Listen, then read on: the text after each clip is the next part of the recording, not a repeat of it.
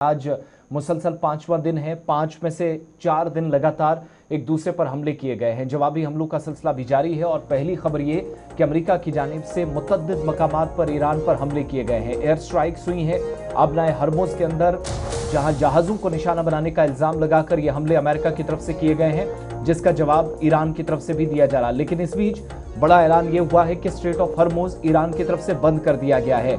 Trump की तरफ से ऑर्डर्स दिए जाने के बाद उनके हुक्म के मुताबिक कार्रवाइयां मुतअद्दिद मकामात पर हुई हैं और इब्तदाई मालूमात के मुताबिक दोनों तरफ से किसी तरह के नुकसान की अगरचे खबर नहीं, लेकिन ज्यादातर स्ट्रक्चर्स को तेहरान के अंदर निशाना बनाया गया है, जिसमें बंदर अब्बास, सिरिक और कशम और अब अलबुशर शहर के अंदर ईरान के अंदर एयर स्ट्राइक्स की गई हैं। मशरिक़ वस्ता के अंदर बढ़ते तनाव को कम करने के लिए कोशिशें तो अगर सिफारती सतह पर जारी हैं, लेकिन कोई ज्यादा इसका असर नहीं दिखा है। इधर यूएस सेंट्रल कमांड की जानिब से भी बाज़ाब्ता तौर पर इसकी तस्दीक कर दी गई है कि MVGFX गैलेक्सी, जिसको टारगेट किया गया ईरानियन नेवल विंग की तरफ से, यानी ईरान की नेवी की तरफ से, जिसके जवाब में ये रद्द-ए-अमल दिया गया, जिसकी ये कार्रवाइयां थी। फिर जिन मकामात पर हमले हुए हैं, जिसमें आपके सामने आज़ादी कॉम्प्लेक्स की एक तस्वीर है, स्पोर्ट्स कॉम्प्लेक्स को निशाना बनाया गया है। अहम तरीन तनसीबात, फौजी तनसीबात, स्ट्रक्चर, रेलवे स्ट्रक्चर से लेकर आबी ज़खायर, प्लांट्स और फैक्ट्रीज तक एयर स्ट्राइक्स में हमले से निशाना बनाया गया है। नुकसान की यहाँ से खबरें हैं और जब ये मुसलसल 5 दिनों के दौरान 4 बार हमले किए गए हैं, एयर स्ट्राइक्स हुई हैं, तो जवाब में तेहरान की तरफ से भी अटैक्स किए गए हैं। अगली खबरों में आपके सामने रखेंगे, लेकिन फिलहाल स्ट्रेट ऑफ हरमुज़ एक बार फिर से बंद हो गया है।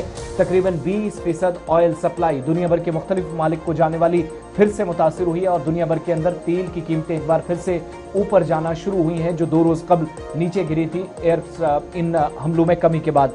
सो ये 2 तरह की खबरें एक साथ के अटैक्स का सिलसिला भी बड़ा इंपॉर्टेंट है कि 2 स्टेटमेंट्स बैक टू बैक आ रहे हैं। एक स्टेटमेंट आ रहा है जी यूएस के डिफेंस सेक्रेटरी पीटर हेग का, जिनका मानना है कि जो कुछ हो रहा है ये दरअसल ईरान की गलती है। ईरान को अब इससे भी शदीद हमलों से दो चार किया जाएगा, शदीद हमले से उनका सामना होगा। एक तरफ से पीटर हेग का ये बयान आया है, दूसरी तरफ से इन हमलों के फौरन बाद अब्बास अरागची का भी बयान आया है और ईरान के फॉरेन मिनिस्टर अब्बास अरागची ने वाशिंगटन पर इल्ज़ाम आयद कर दिया कि उन्होंने जो इंटरिम अरेंजमेंट सीज फायर का हुआ था उससे खुद को बाहर किया है और अब यह सूरत हाल पैदा हो गई है और इसके लिए IRGC यानी ईरान का रेवोल्यूशनरी गार्ड कमांड जो है वो मुकम्मल तौर पर तैयार है और हर मुमकिना हमलों को पसपा भी किया जाएगा और उसका जवाब भी दिया जाएगा। यानी सियासी उफक पर भी लड़ाई तेज हो रही है और साथ साथ मैदान में भी जो है वो ताकत का इस्तेमाल भरपूर हो रहा है। ईरान के मुख्तलिफ इलाकों के अंदर 10 से ज़्यादा मकामात इस तरीके के हैं